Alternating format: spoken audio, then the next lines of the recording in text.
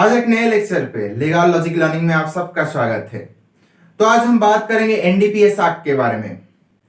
NDPS act यानी कि narcotic drugs and psychotropic substance act 1955 के बारे में।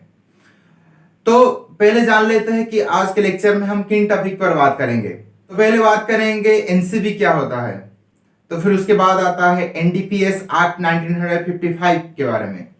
उसके बाद देखेंगे narcotic drugs and psychotropic substance में क्या अंतर है। फिर देखेंगे अभी जो रिसेंट केस चल रहा है कि शाहरुख खान के बेटे के अरेस्ट होने के केस के बारे में डिस्कस करेंगे और उनमें क्या सारे कौन से चार्जेस लगाए गए हैं और कौन से ग्राउंड में अरेस्ट हुए हैं उनके बारे में डिस्कस करेंगे। और उसके बारे में हमारा कानून क्या कहता है। और आखिर में कुछ मिसलेनियस यानी कि कुछ इंपॉर्टेंट बातें। अगर आपने चैनल को सब्सक्राइब नहीं किया है तो पहले चैनल को सब्सक्राइब कीजिए। तो चलिए आज का लेक्चर शुरू करते हैं। तो चलिए पहले जानते हैं कि एनसीबी क्या होता है। एनसीबी यानी कि नारकोटिक्स कंट्रोल बोर्ड एक इंटेलिजेंस एजेंसी है। तो एनसीबी के प्राइमरी गवर्निंग बॉडी होता है गवर्नमेंट ऑफ इंडिया और इसके जो दूसरे गवर्निंग बॉडी है वो है ministry of home affairs. NCB का जो मेन फंक्शन है वो होता है जो सारे इलीगल काम होते हैं, जो नार्कोटिक्स के ऊपर जो सारे इलीगल काम होते हैं उसको चेक करना होता है। और दूसरा जो सारे ड्रग्स ट्रैफिकिंग होते हैं उसको अंडर एनडीपीएस एक्ट के तहत उसको चेक करना। इस दो मेन फंक्शन है जो एनसीबी करता है।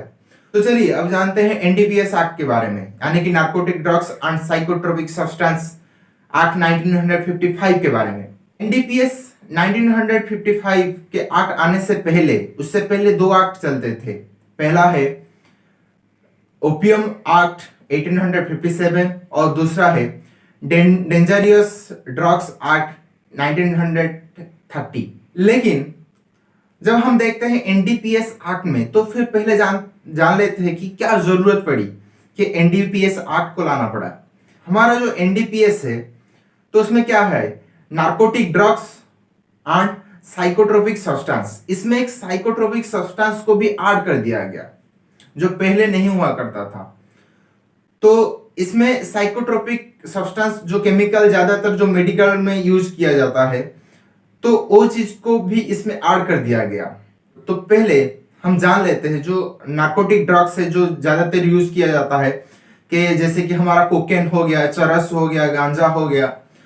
तो जो कोकेन है वो कोका प्लांट से आता है और जो चरस और गांजा है वो हमारा कैनाबिस प्लांट से आया है। तो अब आगे बढ़ते हैं तो देखते हैं कि नार्कोटिक ड्रग्स और साइकोट्रोपिक सब्सटेंस में क्या अंतर है। हमारा मेडिकल टर्म में इसमें क्या फर्क दर्शाया गया है। जो हमारा साइकोट्रोपिक सब्सटेंस है वो हमारा कॉन्शियस और अनकॉन्शियस यानी मेंटल लाइफ के ऊपर एक्ट करता है। लेकिन जो हमारा नार्कोटिक ड्रग्स है वो ज्यादातर क्या करता है हमारे मसल्स के ऊपर काम करता है जिससे साथ ही साथ हमारा सेंसिटिविटी रिड्यूस हो जाता है पूरी तरह। एक्ट्रेस के ऊपर जो सारे एलिगेशन आए थे कि ड्रग्स ले रहे हैं इससे क्या होता है कि हमारी सेंसिटिविटी के ऊपर अफेक्ट करता है जिससे अगर हम ज्यादातर काम करते हैं या ज्यादा फिजिकल एक्टिविटी करते हैं तो इससे हमारे बॉडी को फर्क नहीं पड़ता यानी कि वो दर्द नहीं होता है। जो पेन होता है एक्सरसाइज करने का वो पेन पता नहीं चलता है हमारी बॉडी को, इसलिए ज्यादातर ड्रग्स का लोग इस्तेमाल करते हैं। नार्कोटिक्स ड्रग्स के ऊपर एलिगेशन आते ही रहते हैं जैसे पहले रिया चक्रवर्ती का केस और फिर बहुत सारे एक्ट्रेस इन्वॉल्व के उसमें कुछ एलिगेशन आए थे। और फिलहाल अभी शाहरुख खान के बेटे आयन खान को एनसीबी ने अरेस्ट किया है। तो चलिए पहले जान लेते हैं कि क्या क्या कौन से ग्राउंड्स लगे हैं, कौन से चार्जेस लगे हैं उनके ऊपर, किस ग्राउंड्स के तहत उनको अरेस्ट किया गया है। तो पहले उस सारे ग्राउंड्स को जान लेते हैं। तो उन पर चार्जेस लगे हैं एनडीपीएस एक्ट के सेक्शन 8C, सेक्शन 20B और साथ ही साथ section 27 with reference with section 35। तो चलिए पहले जान लेते हैं कि ये सारे सेक्शन क्या कहते हैं और इस सेक्शन के ऊपर हमारा कानून क्या कहता है और साथ ही साथ इसके लिए क्या सारे पनिशमेंट दिए गए हैं और क्या सारे पनिशमेंट हैं वो भी जान लेते हैं। तो सेक्शन 8C कहता है prohibition to produce, manufacture, possess, sale, purchase, transport, warehouse, use, consume, import interstate, export interstate, import in India, export from India, narcotic drugs and psychotropic substance. तो सेक्शन 8 से ये कहता है कि आप चाहे इसका इस्तेमाल करो या चाहे आप सेल करो, परचेस करो, या चाहे आप इंटरस्टेट में इंपोर्ट करो या स्टेट के बाहर या फिर कंट्री के बाहर आप इंपोर्ट एक्सपोर्ट करो, आप इसके यूज सेवन करो, तो ये सारे चीजों में सेक्शन 8 से लगता है। एनडीपीएस एक्ट के सेक्शन 20B भी बिल्कुल वही कहता है, और ये साथ ही साथ उसमें कुछ और मेंशन किया गया है जिसमें क्या होता है, और जो ए एक्स्ट्रा कहता है, ये कहता है कि लेसर द कमर्शियल क्वांटिटी और ग्रेटर द स्मॉलर क्वांटिटी। और इन दोनों की चीज में और जो इसका पनिशमेंट है वो बहुत ज्यादा होता है, जो रिगरस इम्प्रिजमेंट के साथ साथ 10 साल की सजा भी सुनाया जा सकता है, 1 लाख का फाइन भी है, और ये साथ ही साथ पनिशमेंट साथ ही साथ फाइन भी है, और दोनों भी दिया जा सकता है।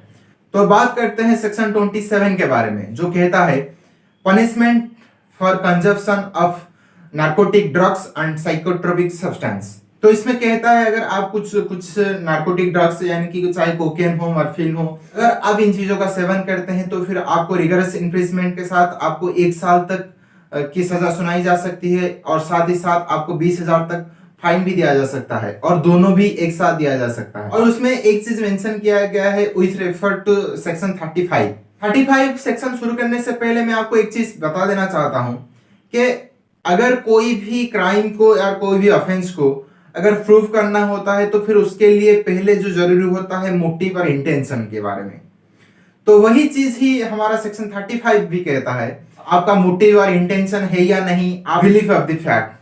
तो इन चीजों के बारे में मेंशन करता है इस हमारा सेक्शन 35। पहले हमारा देखा जाता है कि आपका मोटिव और इंटेंशन है या नहीं। मोटिव और इंटेंशन को देखते हुए कोई भी चीज अगर कोई भी सजा सुनाई जाती है। अब चलते हैं हमारे आखिरी सेगमेंट की ओर, जो कुछ मिसरानियस या कुछ जो इंपॉर्टेंट बातें जो आपको जानना बेहद जरूरी है। तो वो पॉइंट ये है कि आपने सुना होगा बेल के बारे में, कोई भी ऑफेंस हो तो फिर इसमें बेल मिलता है, लेकिन हमारा जो नार्कोटिक्स के बारे में है इसमें ये नॉन बेलेबल ऑफेंस है, इसमें बेल नहीं मिलता है। तो आपको कैसा लगा आप कमेंट करके जरूर बताइए। तो मिलते हैं अगले लेक्चर में।